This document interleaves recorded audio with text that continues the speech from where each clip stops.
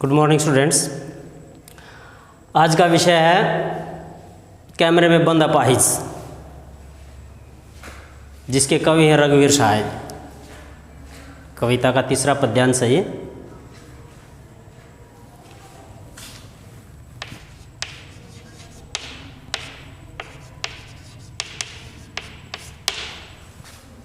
Third पद्यांश। इसका प्रसंग है, प्रस्तुत पंक्तियाँ हमारे पाठ्यपुस्तक हिंदी में संकलित कैमरे में बंद अपाहिज नामक कविता से लिया गया है, जिसके रचयिता हैं श्री रघुवीर शाह जी। इसमें कवि ने एक अपंग व्यक्ति की बेचैनी का सजीव वर्णन किया है। इन कैमरे के समान, कैमरे के सामने कैमरे वाले एक ऐसे विकलांग व्यक्ति को लेकर के आते हैं और उसकी मानसिक पीड़ा को न समझते हुए उसकी बेचैनी का वर्णन, जो उसके तरह तरह से सवाल पूछ करके उसकी बेचैनी को बढ़ा देते हैं, यानी उसकी बेचैनी का वर्णन किया गया है। वाक्य है, फिर हम पर्दे पर दिखलाएंगे फूली हुई आँख की एक बड़ी सी तस्वीर, बहुत बड़ी तस्वीर, और उसके होठों पर एक कसमसाहट भी, आशा है आप इसे उसकी अपंगता की पीड़ा मानेंगे। कवि कहता है कि हम टेलीविज़न के सामने, यानी टेलीविज़न के कैमरे के सामने उस अपंग व्यक्ति से अनेक प्रकार के प्रश्न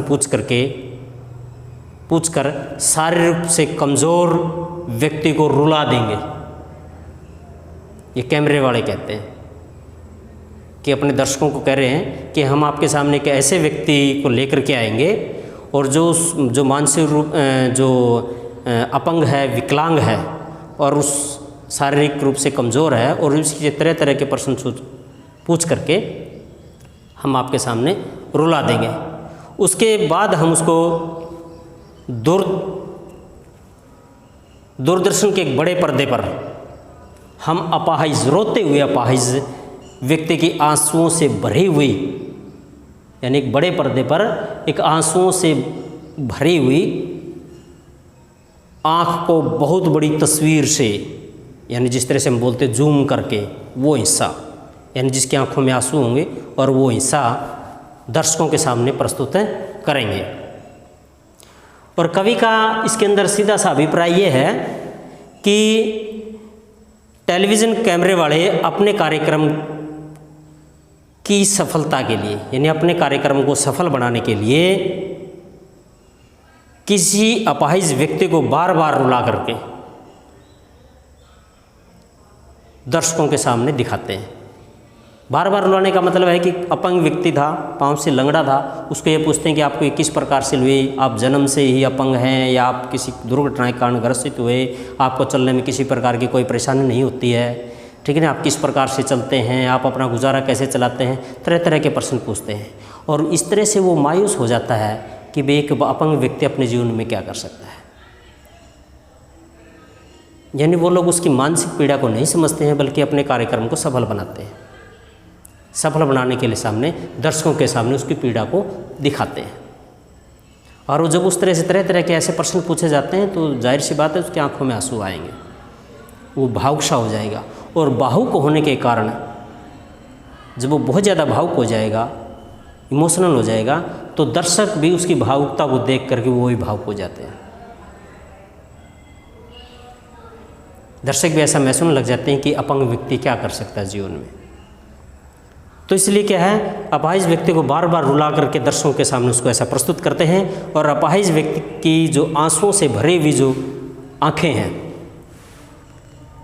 साथ साथ उसके होठों पर कसमसाहट, यानी जो बड़ी तस्वीर दिखाई जाती है, उस आँखों में आंसुओं से भरी हुई जो उसकी आँखों में के साथ साथ उसके होठों पर एक कसमसाहट, कसमसाहट कहते हैं बेचैनी, एक बेचैनी भी होती है, मतलब उसके होठ फड़फड़ाने लग जाते हैं, होठों में एक अजीब सी कंपन पैदा होती है, बोलने, आवाज़ बाहरने लग जाता है, जो शरीर है जो काम करना छोड़ देता है, आवाज़ निकलने बंद हो जाती है जब उसे तरह तरह के सवाल किए जाते हैं। तो उसको बेचैनी के द्वारा, उसकी बेचैनी भी बड़ी से बड़ी तस्वीर द्वारा दिखलाएंगे, ऐसा वो कैमरे वाले कहते हैं कि हम आपको वो हिस्से भी दिखाए जाएंगे जहाँ से वो विकलांग है, उसकी आँख आंसू से भरी वो आँखें भी दिखाई जाएंगी, उसकी भावुकता भी दिखाई जाएगी। उसके बाद उसकी एक बड़ी सी तस्वीर द्वारा उसकी बेचैनी भी दिखलाई जाएगी, ताकि जो है अपने कार्यक्रम को सफल बना जा सके।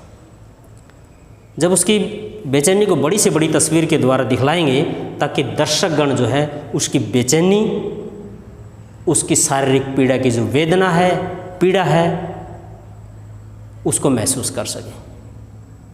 यानी जो सारा जो अपने कार्यक्रम को सफल बनाने के लिए वो इस तरह से माहौल तैयार करते हैं, ताकि दर्शक जो है उस टेलीविज़न के साथ बंधे रहें, उस कार्यक्रम के साथ बंधे रहें, और जो भावुकता उस अपंग व्यक्ति के साथ, यानी उसकी जो इमोशन है, जो उसके संवेग हैं, वो उसके साथ जोड़ सकें अपंग व्यक्ति के साथ। यानी अपंग व्यक्ति के साथ जो उनकी जो दया भावना है, दर्शकों की उसके साथ जुड़े रहे और उनका जो है कार्यक्रम सफल हो, इस प्रकार से उसको दिखाया जाता है।